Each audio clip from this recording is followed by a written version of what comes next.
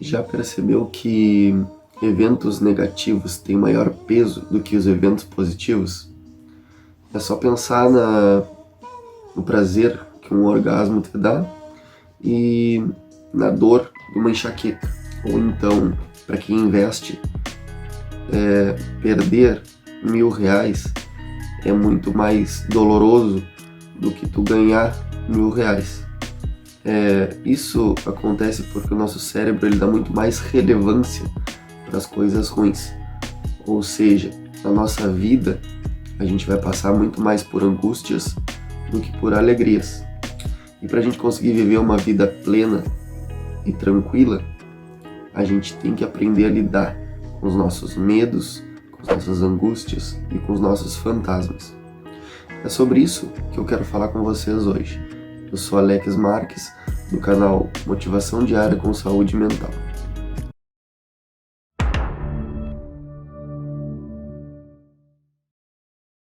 Antes de começar, eu queria falar que todo o conhecimento passado aqui é retirado das aulas do professor Pedro Calabres. Ele é neurocientista, então ele tem PhD em neurociência, então ele tem embasamento científico para falar sobre o assunto. E em algum momento eu posso sim passar a minha opinião aqui, mas eu vou deixar aqui nos comentários a fonte das aulas do professor Pedro. Então, se alguém quiser ir lá e verificar da onde que vem essas informações, eu até acho muito importante ninguém nunca concordar 100% com tudo que a gente fala aqui. A gente tem que ter um senso crítico e não tirar nada por verdade absoluta. Então vai lá, verifica a fonte e verifica que a gente está conversando aqui coisas sobre grandes pensadores da antiguidade, filósofos como Sócrates, Platão, entre outros, e também sobre as pesquisas do professor Pedro Calabres, que hoje em dia é se não o maior, um dos maiores professores com renome aqui da neurociência. E para a gente entender sobre o nosso vazio interno, sobre nossos medos, os nossos fantasmas, a gente tem que começar falando sobre felicidade. A felicidade, a palavra felicidade, ela foi muito banalizada nos últimos tempos. Hoje em dia, a felicidade é vendida no McLanche Feliz, é distribuída em livros de autoajuda como uma solução.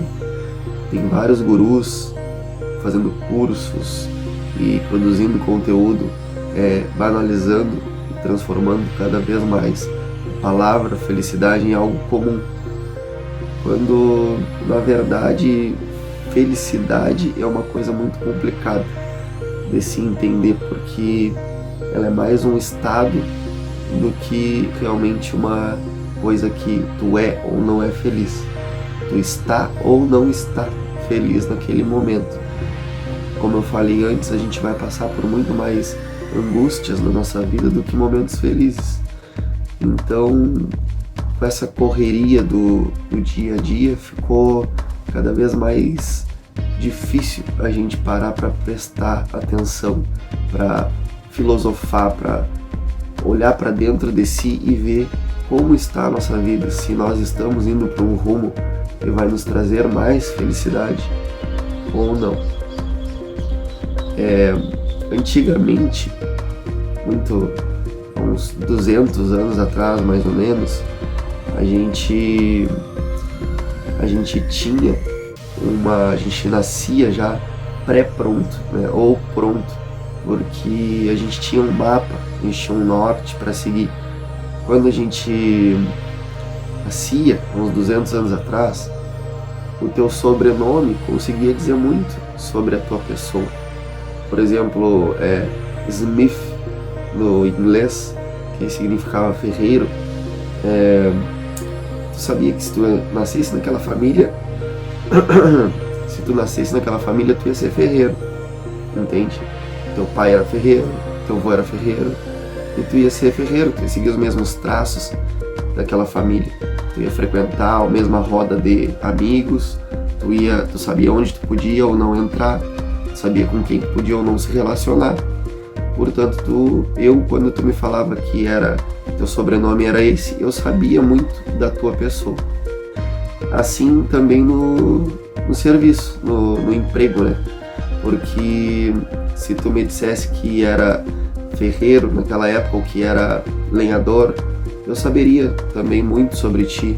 Provavelmente tu teria vindo de uma família que já tinha essa profissão, então a profissão era muito sólida, muito presente na vida do ser humano.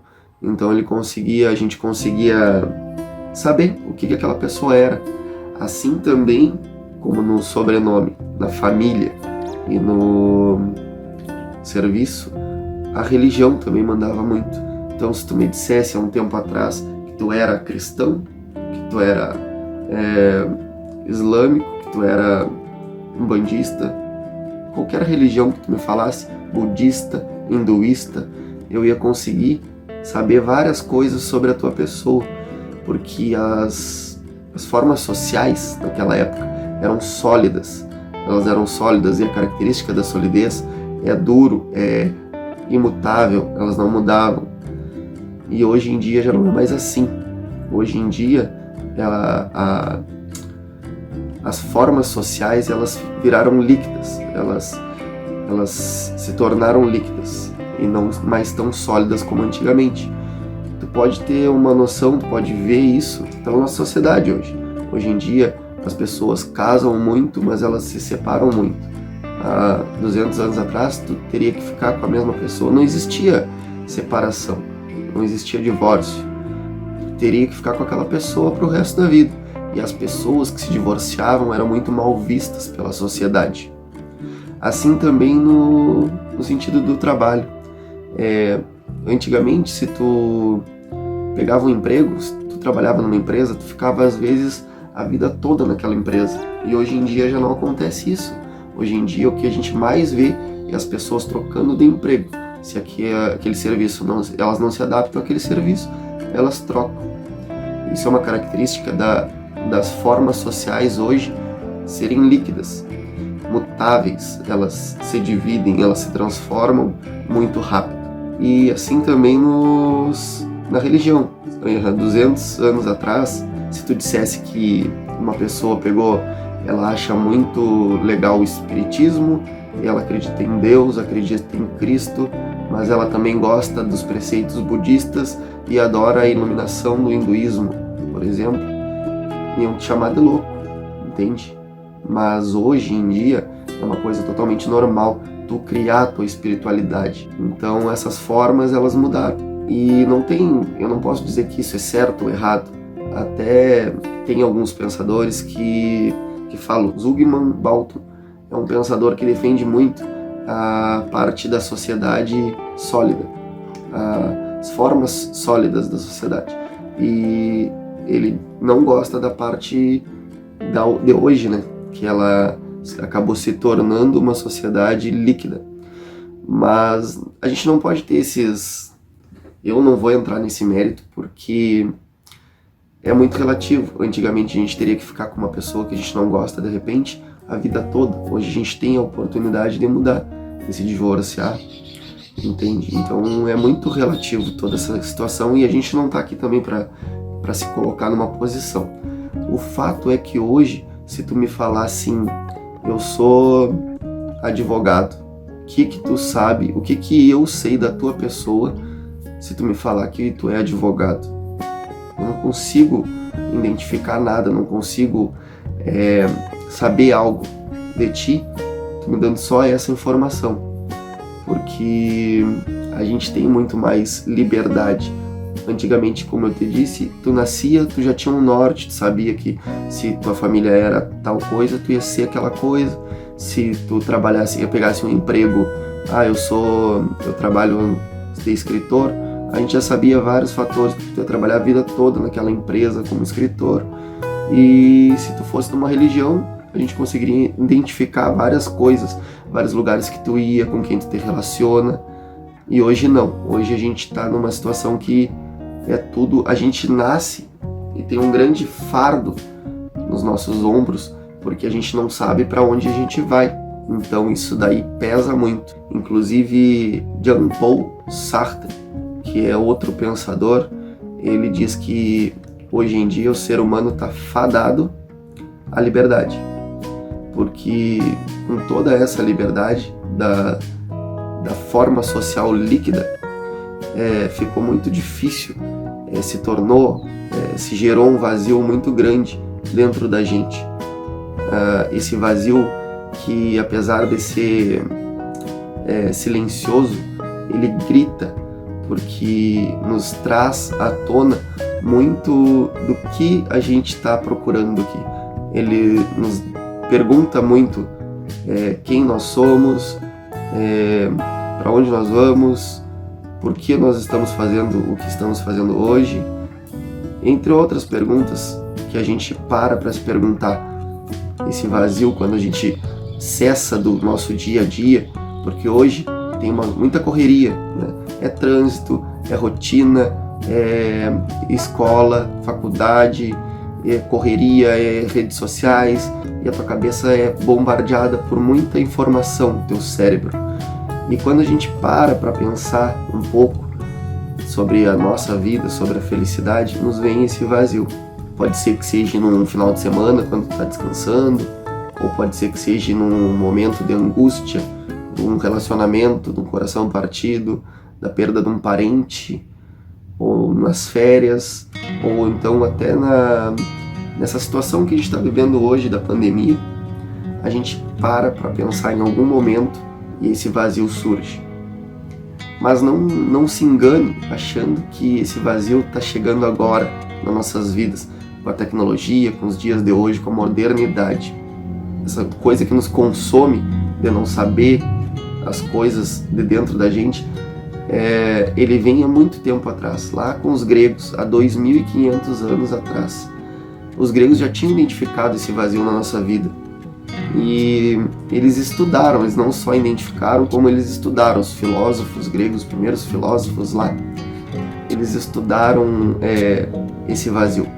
E eles conseguiram identificar que esse nosso medo, essa nossa angústia desse vazio é exatamente por a gente não ter controle, pelo ser humano não ter controle de tudo que está à nossa volta. Por exemplo, a gente tem muito pouco controle sobre as coisas que estão acontecendo ao nosso redor. No passado mesmo, se a gente for olhar para o passado, pode ser que tu queira que o passado volte à tona, aquele passado gostoso que tu tinha, com aquelas pessoas que eram boas, que tu gostava, e talvez tu fique perplexo olhando para aquele passado e perca um pouco do teu futuro, sem saber que tu tá nesse loop. Ou então tu pode olhar pro teu passado e ter alguma coisa lá que tu queira mudar, alguma limitação, algum trauma teu do passado, e tu fique também abalado por causa disso. Ou no futuro, ou no presente. Nem vamos falar do futuro, porque o futuro é tão incerto que nos deixa com medo só de pensar nele. Então no presente a gente também não tem noção do que acontece ao nosso redor.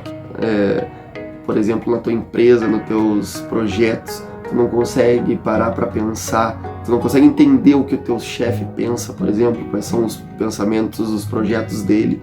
Então tu não tem como interferir, tu não tem como interagir com tudo que está ao teu redor, tanto no passado quanto no presente, e no futuro também não. Então os filósofos gregos lá atrás, eles já tinham identificado isso, identificado a causa do nosso medo, do nosso vazio interior. Então a causa, segundo os filósofos gregos, é que a gente não tem controle sobre tudo que acontece na nossa vida, ao nosso redor. E como é que a gente lida com essa situação? A gente lida com essa situação tendo conhecimento da filosofia. É uma das formas, né?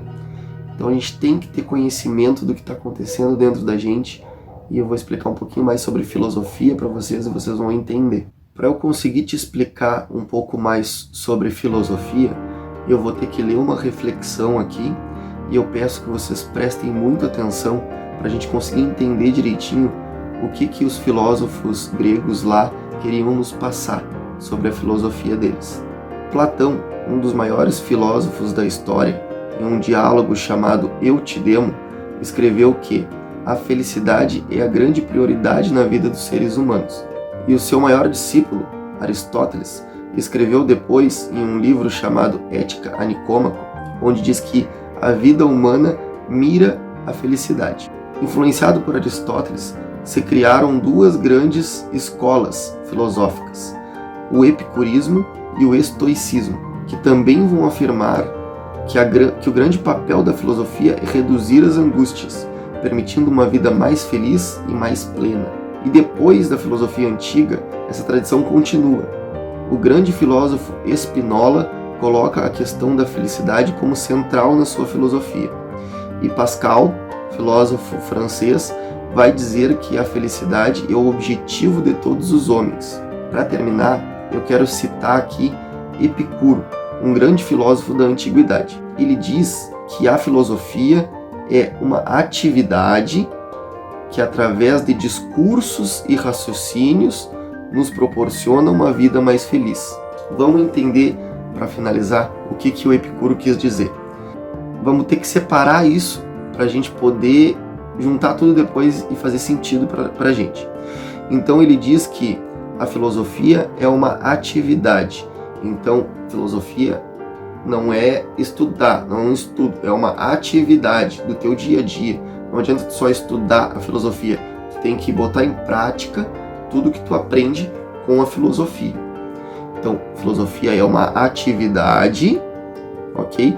Que através de discurso, através de diálogos, através de conversas, através de entendimentos e raciocínios, tu conversa, tu raciocina, tu pensa sobre o que tu conversou com as outras pessoas e depois nos proporciona uma vida mais feliz. Então, filosofia é uma atividade que, através de diálogos, discursos e raciocínios, nos proporciona uma vida mais feliz. E o que é uma vida mais feliz? É uma vida com menos angústias, é uma vida com mais entendimento. O princípio da filosofia é conhece a ti mesmo. Se hoje tu parar um pouquinho e te perguntar quem tu é, e aí não vale a pena, não faz sentido tu responder essa pergunta de forma vazia, de forma cosmética. Por exemplo, eu sou Alex, advogado. Eu sou Ana, empreendedora. Isso aí é muito cosmético. Quem tu é realmente? Quais são os teus valores? Quais são os teus medos? Quais são as tuas angústias? Quais são as tuas vergonhas? Tu tem que te conhecer muito bem. Então, pergunta para ti mesmo, quem tu é? E descobrindo quem tu é, tu vai conseguir ter mais discernimento para resolver aquele teu medo do passado, esse teu vazio, preencher esse teu vazio cada vez mais. Então, a gente combate esse vazio com a filosofia. E a filosofia, o princípio primordial da filosofia é conhece a ti mesmo.